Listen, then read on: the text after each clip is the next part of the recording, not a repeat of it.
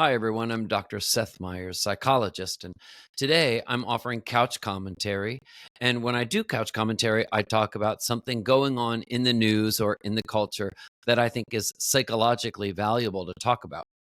Today, I'm just going to talk briefly about a new documentary series on Amazon Prime. The series is called One Night in Idaho, The College Murders, and it is about a major news story that you may have heard about for University of Idaho students on November 13th, 2022, who were all killed, stabbed to death by a 30-year-old former criminology student.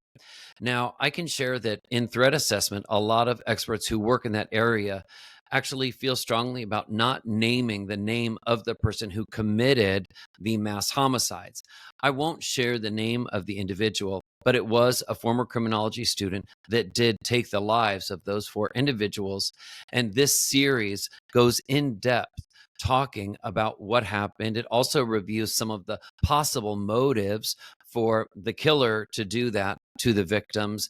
There are also family interviews. I can share that the family interviews I thought were probably the most helpful part to hear as a viewer. Why? Because I think that when you hear and see the pain on someone's face, when they're talking about something horrific that they went through, that they experienced, it can bring a tremendous amount of empathy and understanding, sympathy, deep, deep sympathy for other parents who go through similar things, parents of children who lose their lives not just to homicide, but for all different sorts of reasons.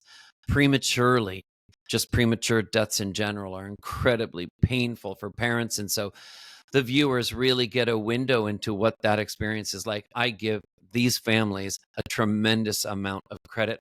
I admire being able to do something that must be so uncomfortable to talk about the experience, but it is a service, I believe, to others, especially to other parents, like I said, who've lost their children. I also believe that the parents talking about their experience is incredibly helpful in another way. So when I review a series like this, One Night in Idaho, one of the things that I struggle with as a psychologist is what can I say about this that could be the most helpful?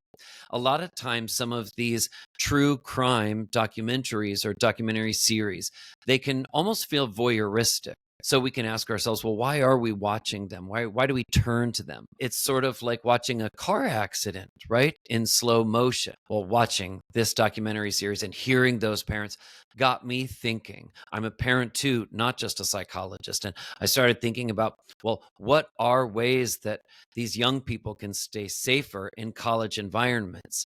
And so one of the things that I got to is researching what sort of personal panic alarms there are that young people can use in case of emergencies to call contacts or to call for emergency help.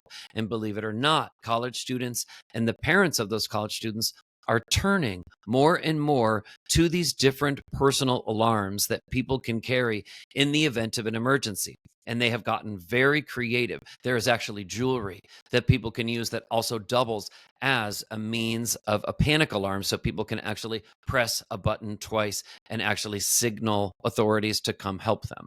There are apps one can use on their phone. There are devices. Another thing that I just wanted to point out is that one of the people in the film made the comment that in this small town in Idaho, I believe it was Moscow, Idaho, someone made the comment that people rarely locked their doors. It's so important. This is a reminder. Even if you feel like you're in a place where it's so safe that you don't need to worry, locking doors, having good, effective lights around a property can be things that can be helpful. It is something that people can do just to be mindful about what can they do to try to keep themselves as safe as possible. So, for example, I want to speak for a moment to the parents of young people. Sending your kids off, for example, to new schools, to college, to university. You may serve yourself well and your kids well to look at what sort of personal panic alarms, panic devices, panic apps you can offer your kids so that they can just try one more method to try to stay safe. The reality is, it is a very scary world we live in. So, the more things that you can try to do to stay safe, the better. I'm Dr. Seth Meyers with Couch Commentary.